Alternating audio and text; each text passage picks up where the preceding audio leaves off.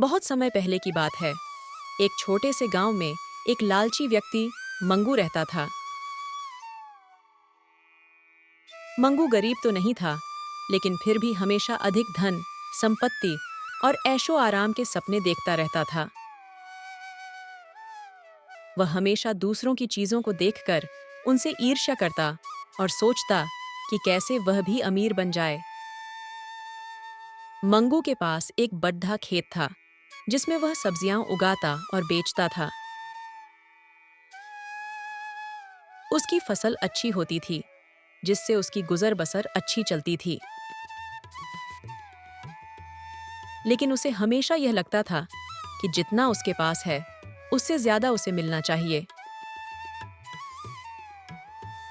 उसकी लालची आदतों के कारण गांव में लोग उसे पसंद नहीं करते थे। एक दिन गांव में एक साधु बाबा आए। साधु बाबा बहुत ही शांत, ज्ञानी और दयालु थे।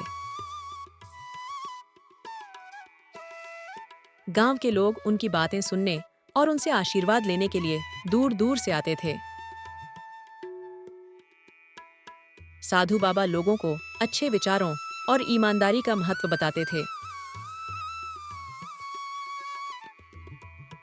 मंगू को जब यह पता चला कि साधु बाबा के पास कुछ चमत्कारी शक्तियां हैं, तो उसका लालच और भी बढ़ गया। उसने सोचा, अगर मुझे साधु बाबा की शक्तियों का कुछ हिस्सा मिल जाए तो मैं आसानी से अमीर बन सकता हूँ। मुझे मेहनत भी नहीं करनी पड़ेगी। मंगू ने यह सोचकर एक योजना बनाई कि वह साधु बाबा से कोई चमत्कारी वस्तु प्राप्त करेगा। अगले दिन वह साधु बाबा के पास पहुंचा और उनके सामने झुककर प्रणाम किया। उसने विनम्रता से कहा, बाबा, मैंने सुना है कि आप दयालु और परोपकारी हैं। कृपया मुझे आशीर्वाद दीजिए ताकि मेरी गरीबी दूर हो जाए और मुझे सुख समृद्धि प्राप्त हो। साधु बाबा ने उसकी बातें सुनी और उसकी चालाकी को समझ गए। वह जानते थे कि मंगू स्वार्थी और लालची व्यक्ति है, लेकिन उन्होंने उसे एक अवसर देने का निर्णय लिया। उन्होंने मंगू से कहा, बेटा, मैं तुम्हारी मदद तो कर सकता हूं, लेकिन तुम्हें पहले अपनी इच्छाओं पर नियंत्रण रखना होगा। अगर तुम सच में अपने जीवन को बेहतर बनाना चाहते हो, तो पहले 3 दिन तक बिना लालच के जीवन बिताओ। 3 दिन बाद मैं तुम्हें एक चमत्कारी फल दूंगा, जो तुम्हारी सभी इच्छाओं को पूरा करेगा। लेकिन ध्यान रखना, इसका उपयोग केवल भलाई के लिए करना। मंगू ने मन ही मन सोचा, यह तो आसान है। मुझे बस 3 दिन तक बिना लालच के रहना है और फिर मुझे वह चमत्कारी फल मिल जाएगा।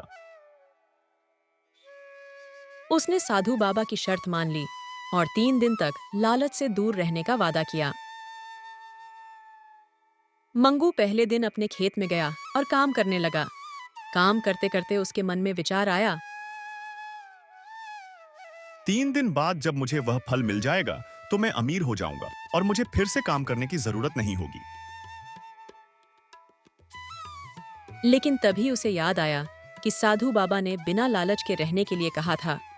उसने उस विचार को दिमाग से निकालने की कोशिश की, लेकिन मन में लालच का बीज पहले ही बो चुका था। दूसरे दिन मंगू को एक व्यापारी मिला, जिसने उसे बताया कि अगर वह थोड़े से पैसों का निवेश करे तो उसे बड़ा लाभ मिल सकता है। मंगू के मन में लालच फिर जाग गया। उसने सोचा, अगर मुझे वह फल मिल गया तो मैं इससे कहीं अधिक धन कमा सकता हूं। मुझे अब इस मौके की भी जरूरत नहीं। फिर भी लालच ने उसके मन को घेर लिया और उसे साधु बाबा की चेतावनी याद आई। तीसरे दिन मंगू ने अपनी पत्नी से कहा, जल्द ही हमारा जीवन बदलने वाला है। मैं साधु बाबा से वह चमत्कारी फल प्राप्त करूंगा और फिर हम अमीर बन जाएंगे। उसकी पत्नी ने उसे समझाया, लालच अच्छा नहीं होता, मेहनत से ही असली सुख मिलता है। लेकिन मंगू की लालच उसे सुनने नहीं दे रही थी। उसने अपनी पत्नी की बात को अनसुना कर दिया और तीसरे दिन के अंत में साधु बाबा के पास पहुंच गया। साधु बाबा ने मंगू को देखा और उसकी मनोस्थिति को समझ लिया। उन्होंने सोचा कि मंगू को सही शिक्षा देने का समय आ गया है। साधु बाबा ने उसे वह चमत्कारी फल दिया और कहा, इस फल को संभाल कर रखना। ये तुम्हारी सभी इच्छाओं को पूरा करेगा, लेकिन याद रखना इसका उपयोग केवल भलाई के लिए करना। मंगू ने फल को हाथ में लिया और खुशी से उछल पड़ा। उसने तुरंत अपने मन में इच्छा की, मेरे पास बहुत सारा धन हो। फल के प्रभाव से उसके घर में अचानक सोना और चांदी प्रकट हो गए। मंगू का खुशी का ठिकाना नहीं था। उसने सोचा कि अब उसके पास बहुत पैसा है और उसे कोई भी काम करने की जरूरत नहीं। फिर उसने सोचा, मेरे पास एक बड़ा घर हो और मैं एक समृद्ध जीवन जी सकूं। उसकी यह इच्छा भी पूरी हो गई और उसके पास एक विशाल महल जैसा घर प्रकट हो गया। उसने अपने सारे पुराने रिश्तों को नजरअंदाज कर दिया और अपने आप में मग्न रहने लगा। उसकी इच्छाएं दिन ब दिन बढ़ने लगीं। उसे किसी बात का संतोष नहीं था। जैसे जैसे मंगू की इच्छाएं बढ़ती गईं, वह अपनी हर नई इच्छा को पूरा करने में जुटा रहा। एक दिन उसने सोचा, मुझे गांव का सबसे शक्तिशाली व्यक्ति बनना है। सब लोग मेरी आज्ञा का पालन करें।